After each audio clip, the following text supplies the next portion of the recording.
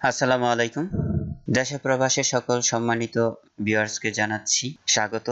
সম্মানিত ভিউয়ার্স, আজ আমরা শিখব ইংরেজি ভাষার কিছু গুরুত্বপূর্ণ শব্দের অর্থ। এই শব্দগুলো জানলে আমরা ইংলিশে অনবরত কথা বলতে পারব। আসুন তাহলে আমরা আজকের এই ইংরেজি শব্দগুলো খুব অল্প সময়ের মধ্যে জেনে নিই এবং প্রতিটি শব্দ আমরা নোট করে নিই। আর হ্যাঁ, যারা নতুন পুরাতন সাবস্ক্রাইবার আছেন তাদের সবাইকে ধন্যবাদ জানাচ্ছি, এবং যারা এখনো পর্যন্ত চ্যানেলটি সাবস্ক্রাইব করেননি দয়া করে চ্যানেলটি সাবস্ক্রাইব করে নেবেন এবং সবসময় আমাদের সাথেই থাকবেন। So let's get start. আমাদের প্রথম যে শব্দটি আছে সেটা হলো ইটস। ইটস এর বাংলা অর্থ হলো এর বা এটির। এর বা এটির কি ইংলিশে বলা হয় ইটস। তারপর লেখা আছে ইট। ইট মানে হলো ইহা বা এটি। এটি বা ইহা কি ইংলিশে বলা হয় ইট। আপনারা দুটি বানানের পার্থক্য একটু দেখে নেবেন। তারপর লেখা আছে ফ্রম মি। ফ্রম মি মানে হলো আমার কাছ থেকে।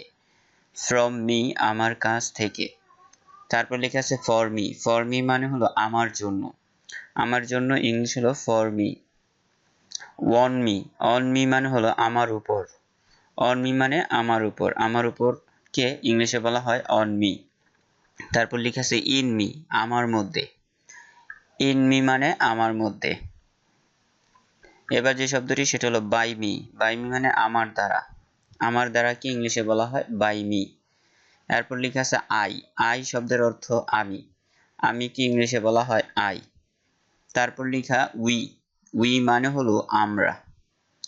আমরা কি ইংলিশে বলা হয় উই। মি। মি কে ইংলিশে মি মানে আমাকে। আমাকে এর ইংলিশ হলো মি। আস। আস মানে হলো আমাদেরকে। আমাদেরকে ইংলিশে বলা হয় আস।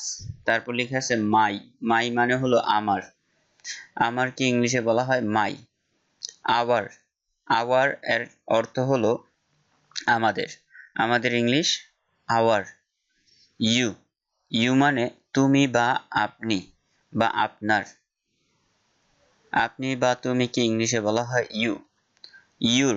ইউর মানে তোমার বা তোমাদের। যখন একজন বুঝাবে তখন তোমার, আর অনেক অনেক বুঝালে তোমাদের। ইউ। তোমার বা তোমাদের কি ইংলিশে বলা হয় ইউর। তারপর লেখা আছে ইউর। আপনার বা আপনাদের, যেটা বললাম কিছুক্ষণ আগে। বেশি প্লুরাল ফর্ম হলে অর্থাৎ অনেকগুলো বুঝালে ইউর, আপনাদের বা আপনার। তারপরে দাই। এই শব্দটি খুব কম ব্যবহৃত হয়, তোর। তারপর লেখা আছে দেয়ার। দেয়ার মানে তাদের। তাদের কি ইংলিশে বলা হয় দেয়ার। তারপরে হি। হি এর অর্থ হলো সে। এই শব্দটি পুরুষদের ক্ষেত্রে ব্যবহৃত হয়। তারপর লেখা আছে সি। সি সে বা তিনি, এই শব্দটি ব্যবহৃত হয় মেয়েদের ক্ষেত্রে। তারপর চলে যাচ্ছি পরের শব্দে। পরের শব্দটি হলো হিম। হিম এটির অর্থ হলো তাকে। পুরুষদের ক্ষেত্রে ব্যবহৃত হয়, অর্থাৎ হি এর অবজেক্ট ফর্ম হলো হিম। তারপর হার। সি এর অবজেক্ট ফর্ম হলো হার, তাকে বলা হয় তাকে। হার মানে তাকে, মেয়েদের ক্ষেত্রে ব্যবহৃত হয়। ধন্যবাদ সবাইকে সম্পূর্ণ পর্বটি দেখার জন্য। আজকের এই ছোট পর্ব এখানেই শেষ করছি।